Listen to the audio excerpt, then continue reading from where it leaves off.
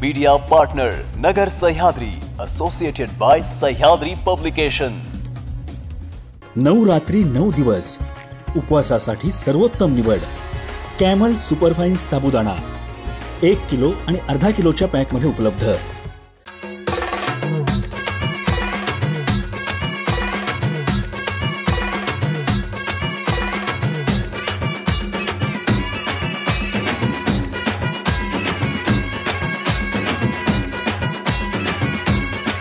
प्रेक्षक हो नमस्कार, मी कोमल। न्यूज 24 सह्याद्री मध्ये आपलं स्वागत। नवरात्र उत्सवानिमित्त न्यूज 24 सह्याद्रीच्या सर्व प्रेक्षकांना खूप खूप शुभेच्छा। नवरात्रात मातृशक्तीचा सन्मान करूया, प्रत्येक स्त्रीच्या प्रेरणादायी कथेला आवाज देऊया। याच निमित्त न्यूज 24 सह्याद्रीने आयोजित केलेल्या अष्टपैलू रमणी या विशेष कार्यक्रमात आपण वेगवेगळ्या क्षेत्रातील महिलांची कारकीर्द आणि त्यांचा जीवन प्रवास जाणून घेणार आहोत। आज आपल्या सोबत आहेत लेखिका आणि प्राध्यापिका डॉक्टर रुपाली दळवी ओहोळ मॅडम। नमस्कार मॅडम। तर मॅडम, तुम्ही खरं म्हणजे PhD केलेली आहे आणि त्यासाठी तुमचा विषय ही खूप छान आहे, तो आहे बाल साहित्य। तर बाल साहित्य हा PhD साठी विषय निवडावा असं का वाटलं तुम्हाला? बाल साहित्य मॅडम, मला पहिल्यापासून बाल साहित्य वाचण्याची आवड होती आणि ही आवड लावण्याचे एक व्यक्ती आहेत ते म्हणजे माझे वडील। ते प्रत्येक वेळेस नगर वाचनालयात न्यूज पेपर वाचण्यासाठी जात होते आणि खाली जो बाल विभाग आहे तिथे ते मला सोडायचे।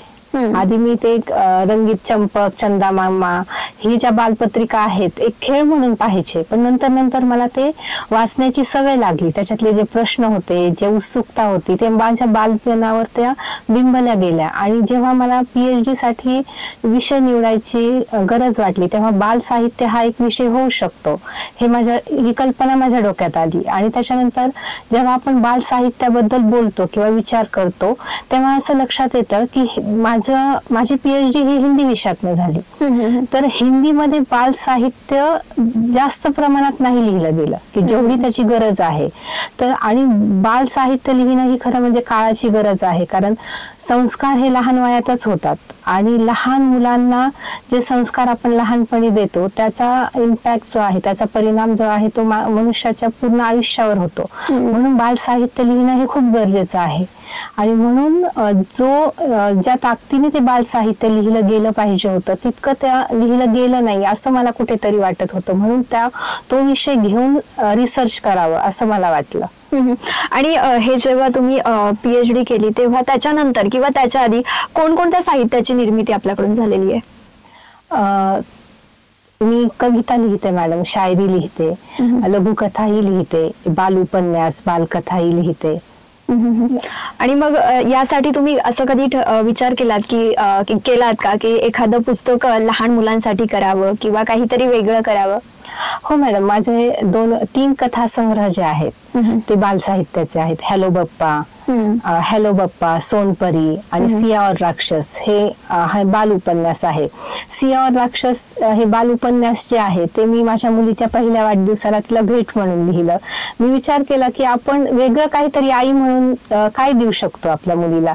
तेव्हा माझ्या डोक्यात एक कल्पना आली की आपण बालकथा लिहिलेल्या आहेत तर का आपण माझ्या मुलीला मी एक उपन्यास गिफ्ट करायचं असं ठरवलं आणि मग तिच्या पहिल्या वाढदिवसाच्या दिवशी मी तिला भेट म्हणून सिया और राक्षस हे बाल उपन्यास दिलं। आणि जेव्हा हे लिहित असता तुम्ही किंवा जसं तुम्ही पुस्तक देखील लिहिलेले आहेत, मग त्याच्यावरून असं जाणवतं का की लहान मुलांमध्ये आता या घडीला वाचनाची आवड आहे? मॅडम, ह्या घडीला मुलांमध्ये मोबाईलची आवड आहे आणि मुलांना खरं म्हणजे मोबाईल पासून लांब ठेवणं हे आपलं काम आहे। म्हणजे जे पेरेंट्स आहेत त्यांचं काम आहे की प्रत्येक वेळेस आपण पाहतो की मुलं जेवत नाहीत म्हणून त्यांना मोबाईल दिला जातो, आपल्याला काहीतरी काम आहे म्हणून मुलांना मोबाईल दिला जातो।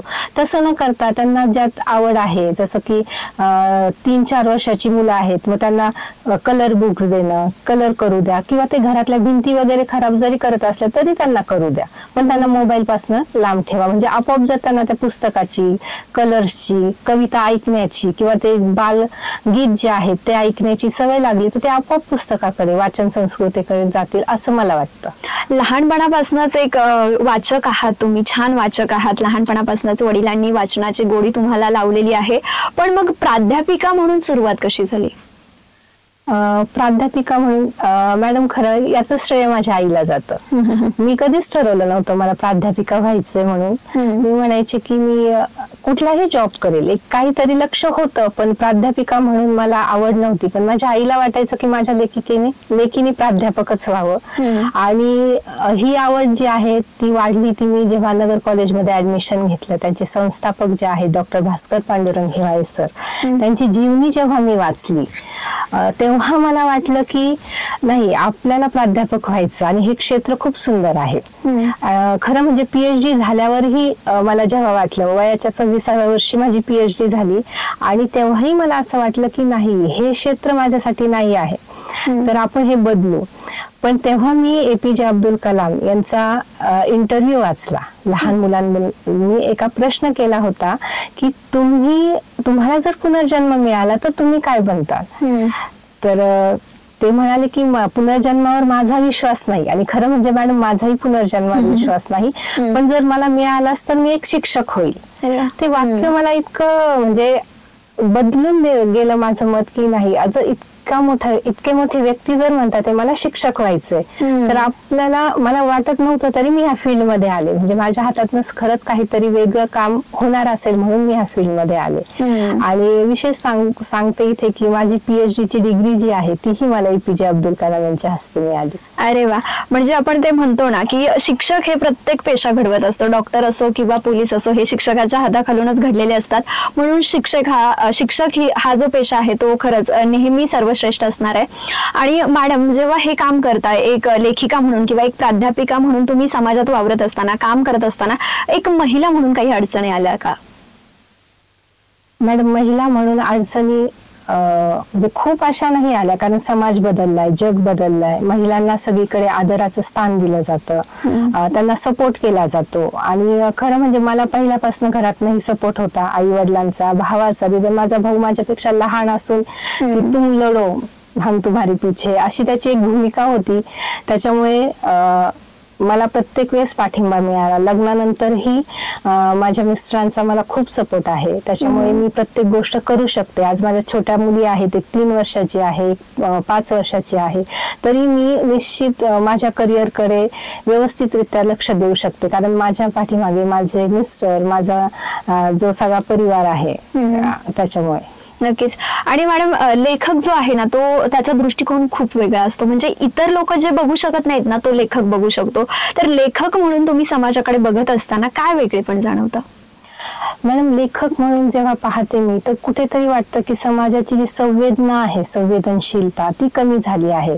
आता उदाहरणच द्यायचं म्हटलं की रस्त्याने आपण जाताना जर ऍक्सिडेंट झालं तर लोक त्या व्यक्तीला मदत करण्यापेक्षा त्याचा व्हिडिओ काढतात, तो सोशल मीडियावर शेअर करतात. म्हणजे हे कुठंतरी दुःख आहे मॅडम. आताच येताना मी मॅडमशी बोलताना म्हटले, मॅडम ट्रॅफिक मधनं निघताना लोक बाजूलाच होत नाहीत, ऍम्ब्युलन्सला सुद्धा जाताना रस्ता देत नाहीत. म्हणजे लोकांमधली ती संवेदनशीलता जी आहे ती कुठेतरी कमी व्हायला लागली आहे. आणि ती पाहताना मग वाईट वाटतं कुठेतरी, एक लेखक म्हणून, संवेदनशील व्यक्ती म्हणून. तर असंच मी ना एक प्रेत यात्रा आणि एक ऍम्ब्युलन्स एकाच दिवशी पाहिली मॅडम, आणि त्याच्यावरूनच मी एक लघुकथा लिहिली आहे ऍम्ब्युलन्स म्हणून. मग ती लेखक म्हणून संवेदनशीलता माझ्यात असल्यामुळे मी ती लिहिली असेल. पण याचं मुख्य कारण का असावं? संवेदनशीलता कमी होणं किंवा माणुसकी नसणं, याचं कारण काय आहे? म्हणजे पूर्वी असं नव्हतं, पूर्वी पैसा नव्हता बघायला, पूर्वी खूप गोष्टी नव्हत्या, हौस एवढ्या नव्हत्या, तरी पण संवेदनशीलता होती, माणुसकी होती. मग आज का नाहीये? मॅडम, कुठेतरी आपली संस्कृती जी आहे त्याच्यावर पाश्चात्य संस्कृतीचा प्रभाव पडलेला आहे.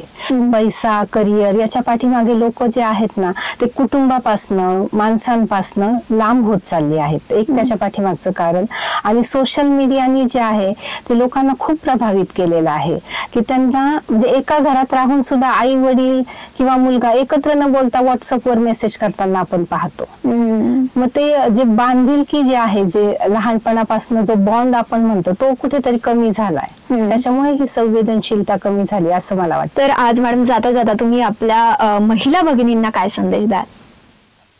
महिलांना मी एवढंच सांगू इच्छिते की जगाबरोबर तुम्ही स्वतःलाही बदला. आजूबाजूची परिस्थिती जरी नाही बदलली तरी स्वतः बदला आणि तुमचं लक्ष जे आहे ते कायम लक्षात ठेवा आणि पुढे चलत राहा. कारण तुम्ही आज जे आहात, ज्या जागेवर आहात त्याच जागेवर उद्या तुमची दुसरी पिढी, तुमची मुलगी येणार आहे.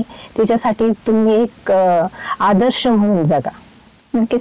आणि मॅडम, जाता जाता तुमची एक रचना ऐकायला आम्हाला नक्कीच आवडेल, तर प्रेक्षकांना आज तुमची रचना ऐकूयात. एक छोटीशी बालकविता जी मी लिहिली होती डॉटर्स डेच्या दिवशी माझ्या मुलींसाठी.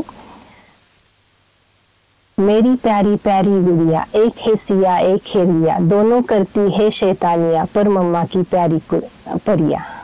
धन्यवाद मॅडम. तर मंडळी, खरं तर मॅडम तुम्ही खूप छान गप्पा मारल्यात आणि आम्हाला खूप मौल्यवान माहिती दिली, त्याबद्दल धन्यवाद.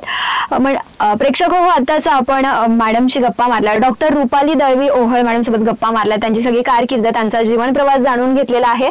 अशाच महिलांची कारकीर्द, त्यांचा जीवन प्रवास आपण जाणून घेणार आहोत आपला अष्टपैलू रमणी या विशेष कार्यक्रमात. त्यासाठी तुम्ही पाहत रहा News24 सह्याद्री. नमस्कार. 9 रात्री 9 दिवस उपवासासाठी सर्वोत्तम निवड कॅमल सुपरफाईन साबुदाणा 1 किलो आणि अर्धा किलोच्या पॅकमध्ये उपलब्ध.